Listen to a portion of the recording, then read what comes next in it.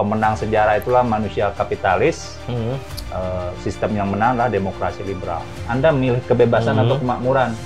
Kalau Anda bebas, Anda belum tentu makmur.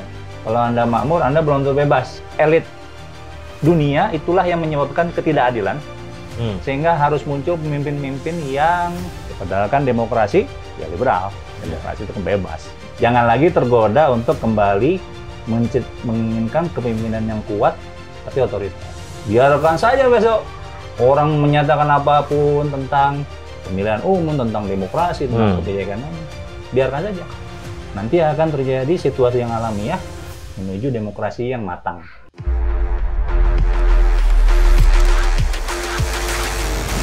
Halo sahabat OMB, obrolan baru.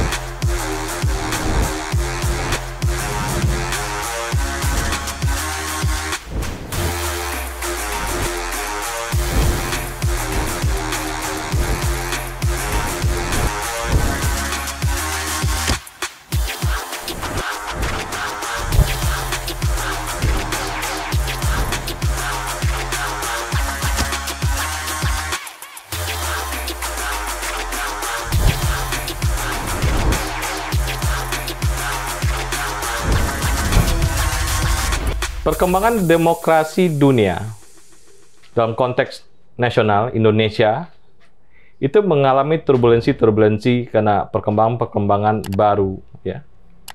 Baik semakin menguatnya Rusia, terjadinya perang Ukraina dan juga Palestina.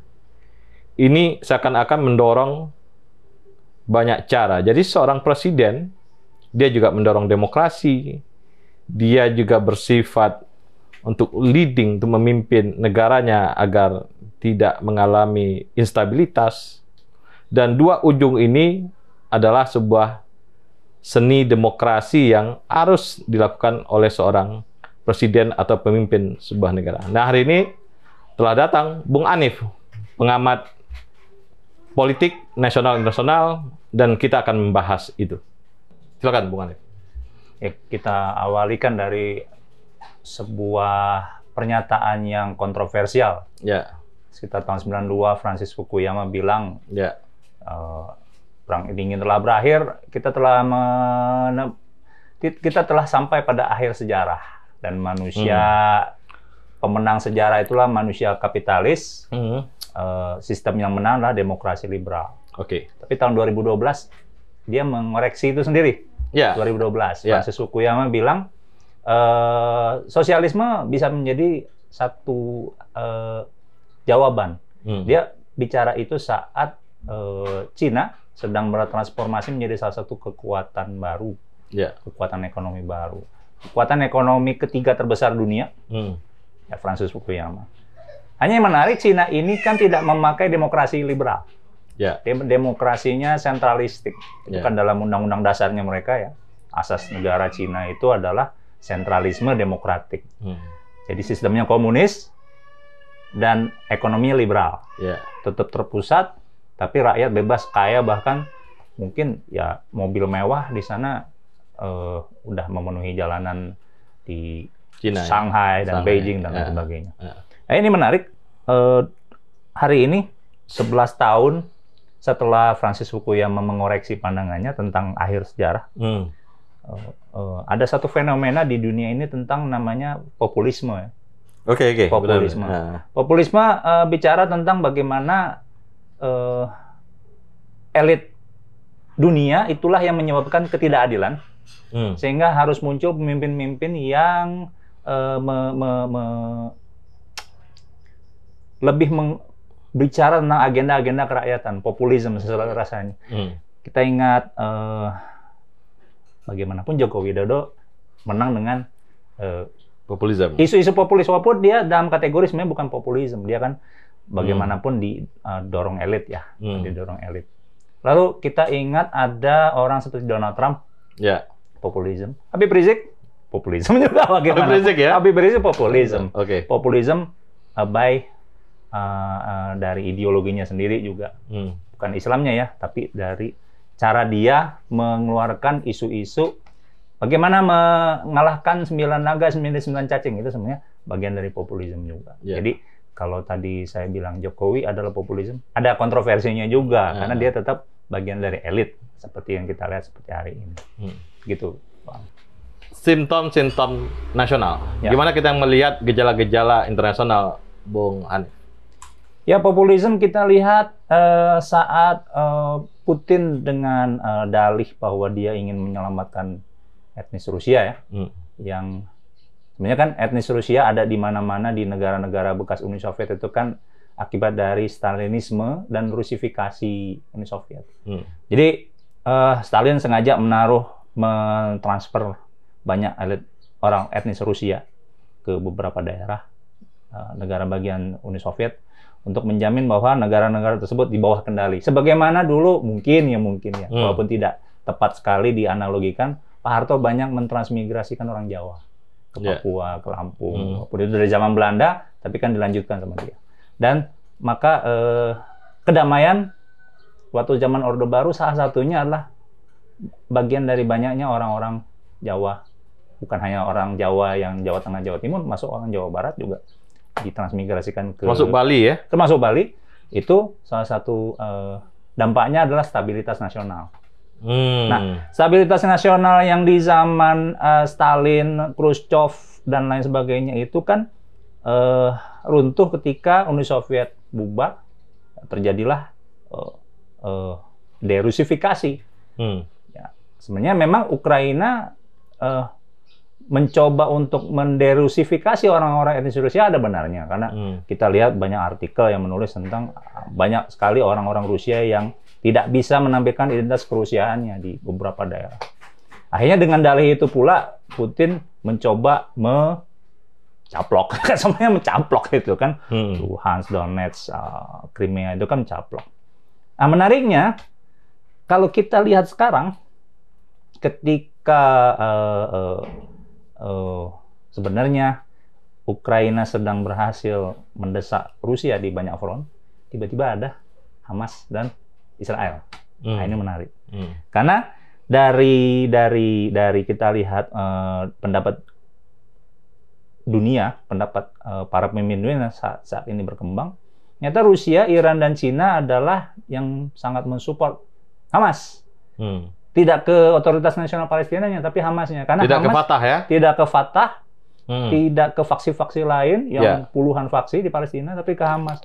Karena Hamas dilatih di Iran, Hamas ternyata latihan di Iran, dan begitu Hamas mulai melakukan serangan tanggal 7 Oktober dan dibalas dengan invasi penuh, skala penuh ke Gaza oleh Israel, sekutu-sekutunya Iran, Hezbollah, Lebanon, Houthi, Yaman, itu ikut melakukan serangan. Nah, ini menarik.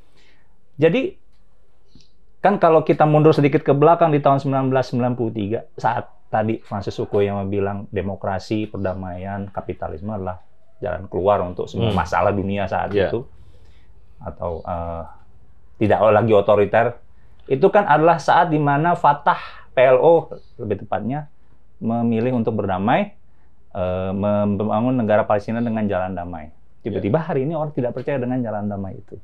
Tiba-tiba orang tidak percaya dengan demokrasi quote-unquote yang liberal itu. Ini menarik karena kita melihat banyak orang Indonesia juga sudah mulai tidak percaya dengan demokrasi yang quote-unquote liberal itu. Oh ya? Ya, karena demokrasi kan liberal.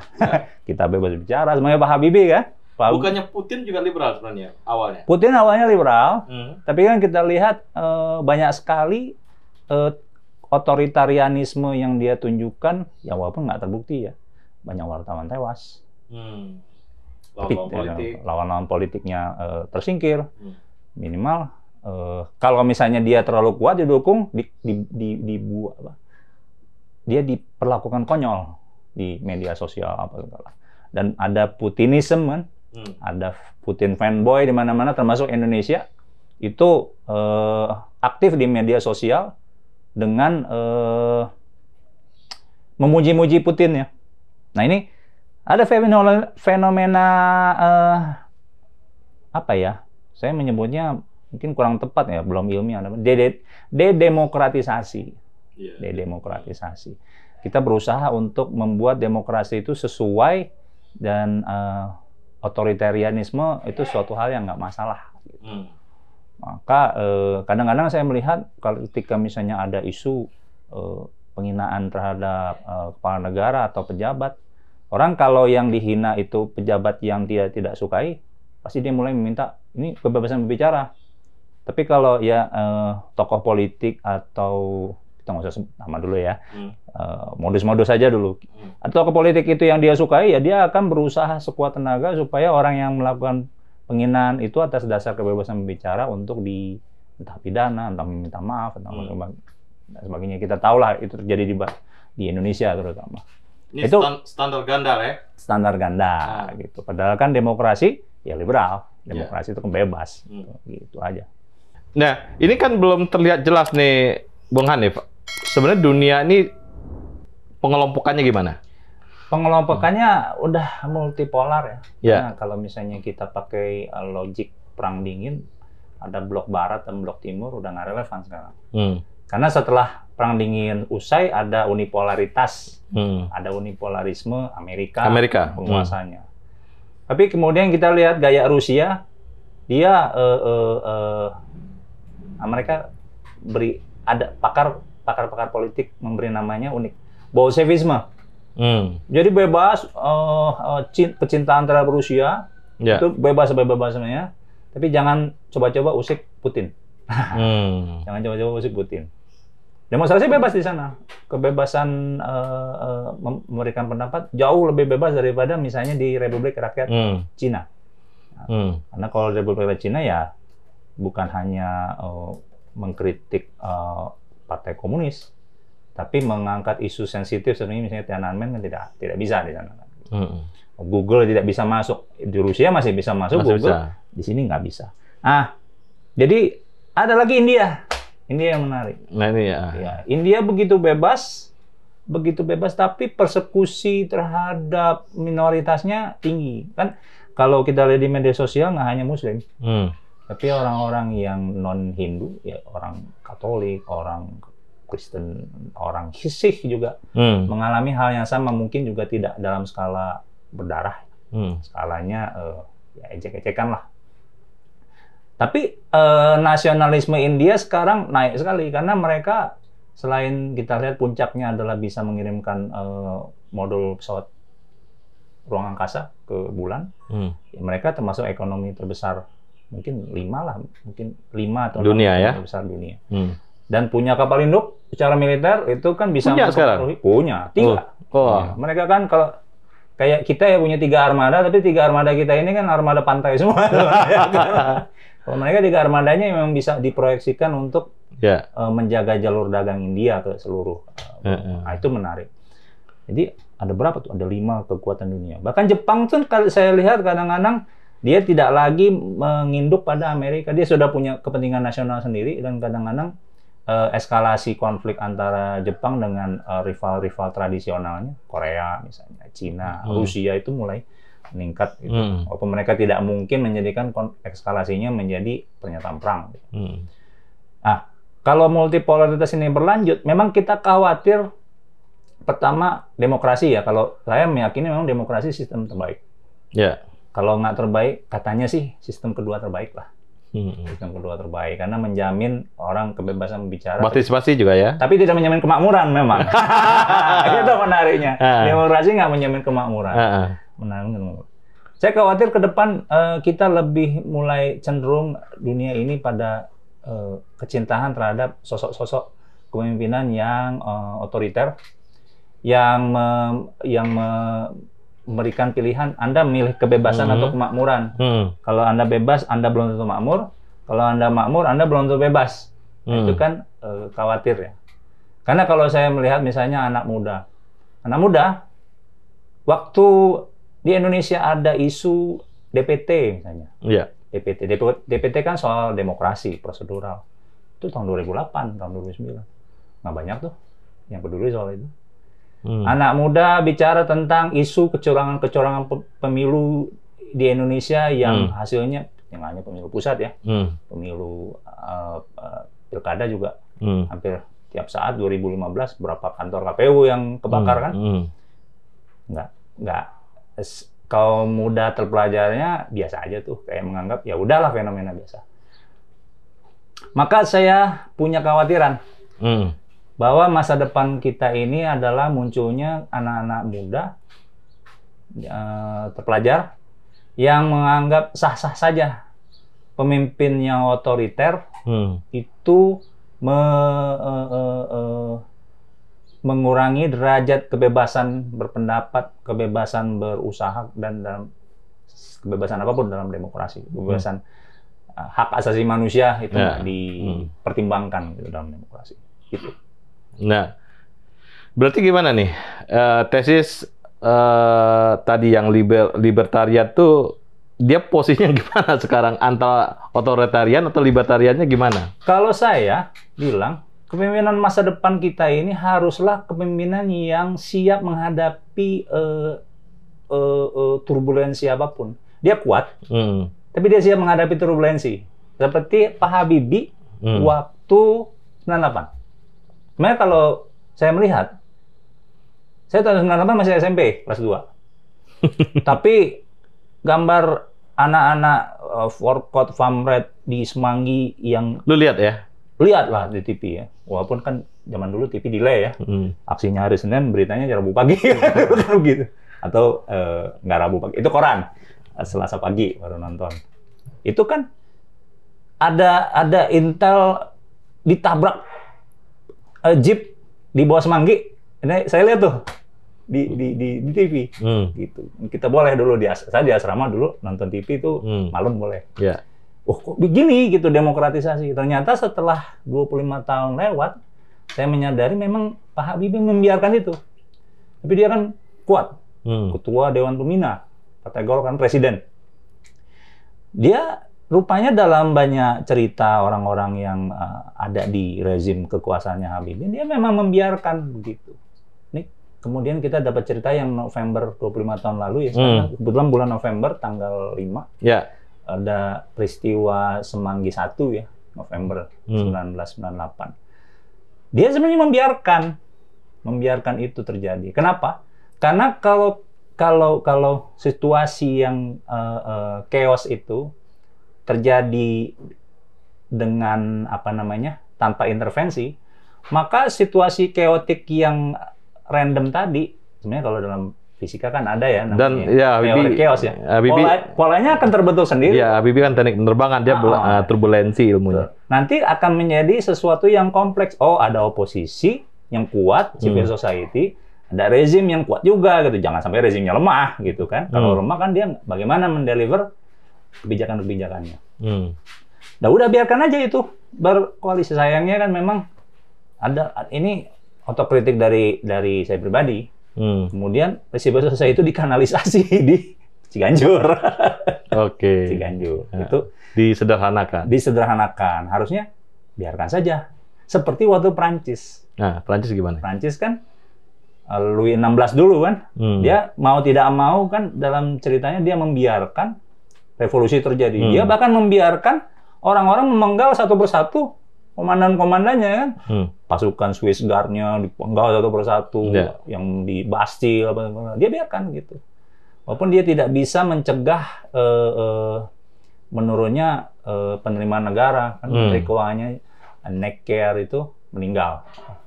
Dia sayangnya tidak bisa menahan lobby istrinya yang dia menawarkan kerajaan Austria mau membantu Anda loh.